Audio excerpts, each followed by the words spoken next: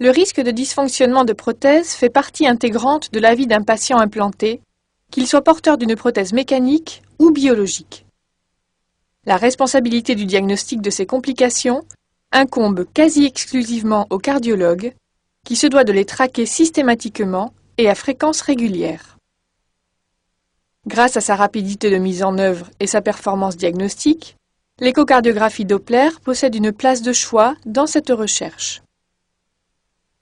Les principales complications envisagées dans ce chapitre seront les inadéquations prothèse-patient, les thromboses de valves, les désinsertions prothétiques, les dégénérescences de prothèses et enfin les hémolyses sur valves mécaniques.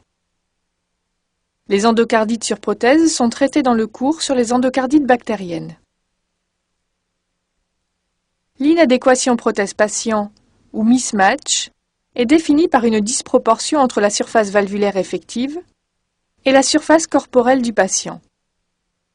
Il en résulte un barrage fonctionnel à l'écoulement sanguin transprothétique. 3 stades de gravité sont décrits.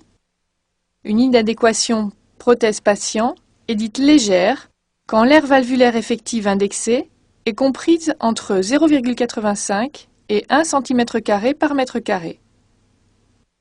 Elle est modérée pour des valeurs comprises entre 0,65 et 0,85 cm² par mètre carré. Enfin, elle est sévère en dessous de 0,65 cm² par mètre carré. Sur un plan épidémiologique, il s'agit d'une complication fréquente dont la prévalence varie de 20 à 70% selon les études, pour une inadéquation prothèse-patient modérée, et de 1 à 10% si elle est sévère. À l'opposé de l'inadéquation prothèse-patient légère, sans conséquences cliniques, à un stade plus évolué, elle est directement liée à une mauvaise tolérance symptomatique et une plus haute incidence d'événements cardiaques, aussi bien en périopératoire immédiat que sur le long terme. L'inadéquation prothèse-patient est identifiée par une échocardiographie avec la mise en évidence d'une surface valvulaire effective diminuée en dessous de 1 cm². Le calcul de la surface valvulaire fonctionnelle doit faire appel à l'équation de continuité. Surface aortique égale surface de la chambre de chasse multipliée par l'ITV de la chambre de chasse, le tout sur l'ITV aortique. Le positionnement de l'échantillon Doppler dans la chambre de chasse doit se faire 1 cm au-dessous de la prothèse, sous peine d'être dans une zone d'accélération du flux en amont de la prothèse. L'indexation à la surface corporelle est dès lors obtenue à partir des données de poids et de taille du patient. Il est à savoir que parmi l'ensemble des facteurs de risque de mortalité post-opératoire, l'inadéquation prothèse-patient est un des rares qui puisse être évité. Ceci est réalisé par le calcul préopératoire de la surface valvulaire effective minimale pour le patient, comparé à la valeur de référence de la surface valvulaire effective pour le modèle et la taille de la prothèse sélectionnée. Les thromboses de valves demeurent une des complications les plus graves de la chirurgie de remplacement valvulaire par leur risque de défaillance cardiaque et d'embolie systémique. Leur diagnostic doit être précoce, approché par l'échographie transthoracique et transœsophagienne, le radiocinéma de valve, qui permettent un diagnostic positif et surtout d'orienter la thérapeutique en fonction des constatations anatomiques effectuées, thrombose obstructive ou non, taille du thrombus, blocage partiel ou complet, et de l'état hémodynamique sous-jacent. Les thromboses des prothèses mécaniques sont loin d'être exceptionnelles, principalement lors des premières années post-implantation, de l'ordre de 0,3 à 1,3% année patient, pour les prothèses mécaniques et 0,09 à 0,15 pour les bioprothèses. Elles sont plus fréquentes en position tricuspide qu'en position aortomitrale. Les thromboses obstructives sont généralement accompagnées d'un fort taux de mortalité. À côté de la thrombose, 2 autres situations peuvent générer une obstruction de prothèse, le panus fibreux et l'endocardite avec végétation obstructive. Sur un plan physiopathologique, on distingue les thromboses aiguës constitués de thrombus frais, qui surviennent généralement après un arrêt impromptu du traitement anticoagulant. À l'opposé, il existe des thromboses de constitution subaiguë, voire chronique, par strates successives de caillots plus ou moins organisés. Les facteurs favorisants sont une mauvaise anticoagulation, la période post-opératoire précoce, les relais pour chirurgie extracardiaque. L'expression clinique de la thrombose obstructive est généralement bruyante quand elle est complète, avec œdème aigu pulmonaire et anomalie auscultatoire patente, plus modérée si la thrombose est partielle, avec possible dyspnée, fièvre ou encore embolie systémique. La thrombose non obstructive peut être de découverte fortuite ou à l'occasion d'une embolie systémique. Au moindre doute, il faudra réaliser devant ces symptômes, au moins en première intention, une échocardiographie transthoracique et un radiocinéma de valve, et si nécessaire en deuxième intention, une échographie transœsophagienne. L'échocardiographie bidimensionnelle permet l'analyse directe des éléments mobiles des prothèses valvulaires, en sachant que les valves de nouvelle génération à double ailette sont de faible encombrement et que les clapets sont difficiles à dégager à cause de leur petite taille. Les valves à billes sont mieux visualisées que les valves à disque, elles-mêmes mieux visualisées que les valves à ailette. Le diagnostic positif de thrombose est donné par la visualisation du thrombus, conditionné par sa taille, sa mobilité et sa localisation. Le thrombus apparaît alors comme un écho anormal généralement bien circonscrit, sessile ou pédiculé, au contact de la prothèse. Il faudra en préciser la taille, la mobilité et le caractère localisé ou diffus. Il est primordial de varier les incidences employées afin de contourner les cônes d'ombre liés au matériel prothétique. Le mode TM, grâce à sa haute résolution temporelle, est indispensable à réaliser sur tout matériel prothétique, permettant parfois, si le thrombus est mobile, de voir des vibrations de basse fréquence le plus souvent, différentes et décalées de celles des éléments mobiles. Cependant, en raison de la difficulté de visualisation du thrombus en échographie transthoracique, ce sont les signes indirects de thrombose au niveau de la valve qui seront recherchés. Pour une prothèse à billes, il s'agira de la disparition des ressauts d'ouverture. Concernant les prothèses à disque, on observera un arrondi de l'angle d'ouverture qui paraît retardé, en deux temps, avec une diminution de la vitesse d'ouverture. Enfin, pour les prothèses à ailettes, le défaut d'ouverture des ailettes et l'élargissement de l'écart inter-ailettes seront suspects. Les principales limites de l'échographie transthoracique sont, d'une part, les faux négatifs générés par les mauvaises fenêtres ultrasonores, les réverbérations multiples, les cônes d'ombre et les thromboses non obstructives. D'autre part, les faux positifs, avec les végétations comme principal diagnostic différentiel. Le mode Doppler permet l'analyse hémodynamique de l'obstruction par le biais de ses différentes modalités. En Doppler couleur, le flux antérograde peut présenter une déviation par blocage de l'élément mobile unique ou une asymétrie de flux s'il existe un blocage d'un des deux éléments d'une valve à double ailette, surtout visible pour la position mitrale. L'analyse du flux rétrograde identifie la présence de fuites centraux ou intraprothétiques par fermeture incomplète de l'élément mobile, mais généralement difficile à visualiser au niveau mitral et plus facile en position aortique. Le Doppler continu permet d'obtenir des paramètres quantitatifs qu'il est nécessaire de comparer à l'examen de référence post-opératoire réalisé avec une situation hémodynamique stabilisée, en général à 1 mois. Une thrombose mitrale est suspectée devant un gradient moyen supérieur à 8 mm de mercure en l'absence de fuite significative, une surface valvulaire effective inférieure à 1,5 cm². Une thrombose aortique est suspectée devant un gradient moyen supérieur à 45 mm de mercure, une surface valvulaire effective inférieure à 1 cm², un indice de perméabilité inférieur à 0,25. Comme pour toute valvulopathie, la notion de gradient isolé est insuffisante. Il faut tenir compte du débit et de la surface effective de la prothèse. De plus, un retentissement droit avec hypertension artérielle pulmonaire d'apparition ou d'aggravation récente plaide en faveur du diagnostic. Les données précédemment enregistrées sont toujours à intégrer en fonction de la taille du ventricule gauche et de ses fonctions systoliques et diastoliques, et à interpréter en fonction de la présence éventuelle d'une autre valvulopathie ou d'une hypertrophie ventriculaire gauche. Il sera également important de noter l'existence d'un épanchement péricardique, d'une péricardite constrictive ou d'une myocardiopathie restrictive.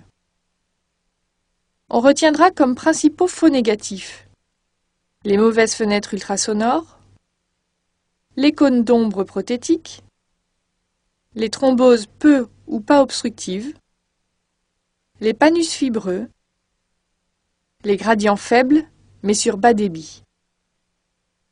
Les faux positifs se résument au cas d'hyperdébit et aux prothèses aortiques de petit calibre, comme la numéro 19, qui par son diamètre peut donner des gradients moyens voisins de 45 mm de mercure physiologique. Le rôle de l'échographie transœsophagienne est primordial dans le diagnostic de thrombose de prothèse. En particulier, l'effet de masque des prothèses mitrales observé en échographie transthoracique est alors projeté en regard du ventricule gauche, dégageant ainsi la face atriale de la prothèse. Dans un premier temps, l'échographie transœsophagienne est d'un apport indéniable pour la visualisation des éléments prothétiques mobiles, leur excursion ou leur angle d'ouverture et de fermeture. Le mode multiplan explore au mieux les prothèses à double ailette, permettant d'affiner la description du blocage en visualisant le plan d'ouverture des deux ailettes. Les principaux critères d'obstruction sont les anomalies de jeu des clapets, les thrombus prothétiques, les fuites centroprothétiques et la disparition des fuites de lavage et les échos de stase, mais non spécifiques. L'échographie transœsophagienne permet d'appréhender parfaitement les différents éléments pouvant être à l'origine d'une obstruction, comme le thrombus et le panus fibreux, ou les autres éléments anormaux de diagnostic différentiel. Le thrombus est défini comme un écho anormal de plus de 1 mm, persistant malgré la variation des gains et des incidences, avec des bords bien définis de densité plus ou moins différente des structures cardiaques adjacentes. Il peut être observé sur la face auriculaire mitrale et tricuspide des anneaux des prothèses et de leur axe central, mais peut se voir également sur les anneaux prothétiques isolés de type Carpentier. L'incidence transgastrique permet l'exploration de la face ventriculaire des prothèses mitrales et des prothèses aortiques, même si cette incidence est de réalisation plus délicate. La recherche de thrombus s'effectue au niveau de la prothèse, mais également au niveau de l'oreillette et de l'auricule gauche. La présence de contraste spontané est considérée de nos jours comme un marqueur de risque thromboembolique chez les patients porteurs de prothèses. L'échographie transœsophagienne permet de rapporter la localisation du thrombus avec le maximum d'exactitude et de distinguer les thrombis plans, difficilement visibles en échographie transthoracique, des thrombis sessiles, d'en notifier le nombre et d'en mesurer la taille et la mobilité. Elle peut parfois permettre de distinguer un thrombus frais homogène et d'échogénicité proche du tissu avoisinant, d'un thrombus ancien de densité acoustique hétérogène et plus soutenue. Elle permet enfin d'en suivre l'évolution sous traitement. Plus la masse thrombotique est importante, avec un caractère pédiculé et mobile, plus grand est le risque embolique spontané ou lors de la fibrinolyse. Enfin, la thrombose peut être non obstructive, avec la mise en évidence d'un thrombus sessile ou pédiculé, n'entravant pas le jeu des ailettes. Ce dernier est généralement situé sur l'anneau ou les pivots, avec une prédilection pour la face auriculaire des prothèses mitrales et la face ventriculaire des prothèses aortiques. L'échographie transœsophagienne permet alors de préciser la taille, la localisation précise et le degré de mobilité du thrombus. Ce thrombus devra être distingué d'autres masses paraprothétiques. Végétation endocarditique obstructive, panus fibreux, strand. Le panus fibreux est défini comme un processus évolutif de fibrose qui se développe habituellement de part et d'autre de l'anneau et parfois au niveau des picots. Ce panus tend à s'étendre de façon circonférentielle. Il évolue généralement lentement et peut tapisser l'endocarde avoisinant. Le panus modifie plus ou moins précocement le profil hémodynamique de manière progressive, avec sténose, mais sans thrombose directe. Il peut cependant faire le lit d'une éventuelle thrombose. Les strands sont des échos fins, linéaires et très mobiles, de 1 mm d'épaisseur et d'une longueur variable de 3 à 15 mm, appendus au matériel prothétique et présents pendant tout le cycle cardiaque. Ces filaments de fibrine sont souvent vus dès le post-opératoire précoce, même avec une anticoagulation paraissant de bonne qualité. Ils semblent être un marqueur fiable de thrombose, plus qu'une cause directe d'embolie. Les échos brillants sont très fréquemment rencontrés à proximité des prothèses mitrales, mais leur physiopathologie et leur signification pronostique restent obscures. À l'heure actuelle, ils ne sont pas considérés comme franchement pathologiques. Le mode Doppler couleur permet de façon plus fine qu'en échographie transthoracique de recenser les modifications des fuites physiologiques avec éventuelle disparition, l'apparition d'une fuite pathologique centroprothétique signant la fermeture incomplète de l'élément mobile, la modification des flux de convergence pour les doublelettes. Le Doppler continu permet de confirmer les gradients transvalvulaires retrouvés en échographie transthoracique. Il autorise de les calculer quand l'échographie transthoracique est défaillante. Si le calcul des gradients ne pose pas de problème au niveau mitral et tricuspide, il n'en est pas de même pour la valve aortique, qu'il faudra appréhender à partir de l'incidence transgastrique. L'ensemble des éléments retrouvés en échographie transthoracique et transœsophagienne dans ce contexte de thrombose de prothèse est indispensable pour guider la prise en charge thérapeutique. Classiquement, les recommandations de l'ACC et de la HA prônent une prise en charge chirurgicale pour les thromboses obstructives des prothèses valvulaires. Cependant, devant une hémodynamique critique, la fibrinolyse de sauvetage peut être envisagée si la durée de prise en charge chirurgicale est incompatible avec la survie du patient. Une thrombose obstructive de valve du cœur droit relève avant tout de la fibrinolyse, car le risque d'une embolisation est moins grave qu'au niveau du cœur gauche. Dans les autres situations, l'échographie transthoracique, le radiocinéma et l'échographie transœsophagienne font envisager 4 situations. Un panus est retrouvé avec ou sans thrombus sur une prothèse obstructive. La chirurgie est incontournable. Un thrombus de taille importante est associé au blocage d'une ailette. Ici aussi, c'est la chirurgie qui est de mise. Un thrombus de petite taille est observé avec un blocage d'ailette. La fibrinolyse peut être discutée, sauf contre-indication, a fortiori si l'épisode est de constitution récente.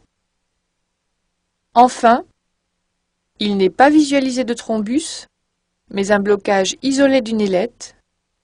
La fibrinolyse peut être discutée également, sauf contre-indication.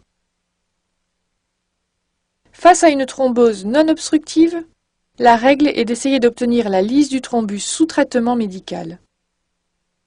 Toutefois, si le thrombus est volumineux, une chirurgie devra être discutée. La désinsertion de prothèse, définie par une fuite paraprothétique secondaire à une déhiscence de suture, est à égalité avec l'endocardite infectieuse et la thrombose en termes de cause de réintervention. Les facteurs favorisants sont la fragilité tissulaire, comme dans la maladie de Marfan, dans un contexte d'endocardite, en présence de calcification ou chez le sujet âgé. Sur un plan clinique, le tableau peut être pauvre, sans retentissement fonctionnel, et la découverte fortuite par échodoppler. À l'opposé, un lâchage plus important de suture peut s'accompagner de signes plus sévères, jusqu'à l'œdème aigu pulmonaire. Il existe peu de signes échocardiographiques précoces de désinsertion. Le mouvement de bascule de la prothèse n'étant visible que pour une désinsertion au moins égale au tiers de la circonférence prothétique. La déhiscence est rarement visualisée et se traduit par un hiatus entre l'anneau prothétique et l'anneau natif. Elle est suspectée sur le retentissement ventriculaire gauche, dilaté et hyperkinétique, et sur la constatation d'une cinétique septale normale en post-opératoire, ce qui est inhabituel. Le mode TM sur l'élément mobile permet de retrouver le hump ou ressaut initial, traduisant la conjonction du mouvement d'ouverture normale et du mouvement de balancement de l'anneau. Ce signe est cependant tardif et témoigne d'une désinsertion d'au moins un tiers de la prothèse. Des signes indirects peuvent être retrouvés, notamment le fluttering de la valve mitrale en cas de désinsertion de prothèse aortique. Le Doppler couleur permet de visualiser une fuite paraprothétique excentrée au contact de la face externe de l'anneau prothétique, avec un flux divergent rapidement en cône. Au niveau mitral, l'œil est attiré par une petite zone de convergence paraprothétique, tandis que le jet de l'insuffisance mitrale dans l'oreillette gauche est souvent masqué par le cône d'ombre de la prothèse. Le Doppler continu enregistre un signal de fuite de localisation paraprothétique et montre une accélération du flux antérograde, avec parfois une nette augmentation du gradient transprothétique, pouvant faire faussement évoquer un diagnostic de thrombose. Cependant, la surface valvulaire est normale et le radiocinéma de valve ne montre pas d'anomalie de cinétique déclapée. L'échographie transœsophagienne permet alors de préciser la sévérité de la fuite et des jets paraprothétiques. Le principal diagnostic différentiel de la désinsertion de prothèse est la fuite physiologique. La fuite physiologique est centrale, petite, localisée, à moins d'1 cm sous l'anneau, holosystolique ou holodiastolique, quasi constante dans les valves à double ailette et à disque, rare dans les bioprothèses, exceptionnelle pour les valves à billes. Parmi les causes de faux négatifs, on retiendra les mauvaises fenêtres ultrasonores, la topographie du jet, les zones d'ombre et la vitesse de la fuite. Devant une suspicion de désinsertion de prothèse, l'échographie transœsophagienne permet d'apprécier avec une grande fiabilité et précision le siège de la fuite en s'aidant de la zone de convergence, la direction du flux, la mesure exacte de l'orifice et enfin de quantifier son extension dans l'oreillette gauche et les veines pulmonaires. L'exploration par échographie transœsophagienne d'une prothèse mitrale est habituellement très précise, alors que celle d'une prothèse aortique peut être plus délicate. Mais au-delà de l'intérêt diagnostique et quantitatif, l'échographie transœsophagienne doit être réalisée systématiquement pour rechercher un abcès associé, aussi bien en présence d'une prothèse mitrale qu'aortique. Dans ce cas, il est essentiel de distinguer la fuite vraie par désinsertion de l'anneau de la vidange de l'abcès détergé à chaque cycle, car l'attitude thérapeutique en dépend. La dégénérescence de bioprothèse apparaît classiquement après la 6e année. Elle est d'autant plus précoce chez un sujet souvent jeune, au métabolisme calcique actif, ou chez les hémodialysés. Schématiquement, on peut opposer deux grands tableaux, la sténose et la déchirure. L'évolution sténosante des bioprothèses se traduit sur un plan de vue échocardiographique par un épaississement anormal des feuillets au-delà de 3 mm, des calcifications fréquentes, souvent importantes, et une diminution de la cinétique des feuillets. En Doppler, on observe une augmentation progressive du gradient moyen, avec diminution de la surface fonctionnelle par rapport à la référence post-opératoire et au suivi. Les seuils de gradient moyen de 30 mm de mercure et 8 mm de mercure sont habituellement retenus pour les bioprothèses aortiques et mitrales. Il peut également apparaître une petite fuite. Le diagnostic est fait en échographie transthoracique avec une sensibilité et une spécificité voisines de 100%, quelles que soient les séries, avec une excellente concordance Doppler-chirurgie. L'échographie transœsophagienne est alors inutile dans ces cas évidents. Les dégénérescences fuyantes sont de loin les plus fréquentes. Le mode bidimensionnel transthoracique identifie alors un prolapsus valvulaire avec une sensibilité de 60-70% et une spécificité de 90%. En TM, on observe un fluttering systolique au niveau mitral et diastolique au niveau aortique, avec une sensibilité de 40%, mais une spécificité de 100%. Le mode Doppler, couleur et continu, authentifie la régurgitation intraprothétique, excentrée avec un aspect strié, chaotique, en raison du façaillement de la cusp déchirée. La quantification de la régurgitation s'effectue alors de façon identique à une fuite sur valve native. Enfin, l'échographie transœsophagienne sera préconisée en cas de difficulté d'obtention des informations précédentes et en cas de doute clinique sur une endocardite infectieuse. La constitution synthétique des substituts valvulaires fait qu'ils sont potentiellement source de lyse pour les hématies circulantes. On distingue, en pratique, deux types d'hémolyse. L'hémolyse physiologique est le plus souvent minime, avec 1 g par décilitre de perte d'hémoglobine par rapport à une valeur de contrôle, et reste stable dans le temps. Elle sera préférentiellement observée en présence de valves à billes, en position aortique, et pour un rythme cardiaque élevé. Son faible niveau de perte n'expose pas à un retentissement clinique. Sur un plan biologique, on note une légère augmentation de la LDH, en dessous de 2 fois la normale.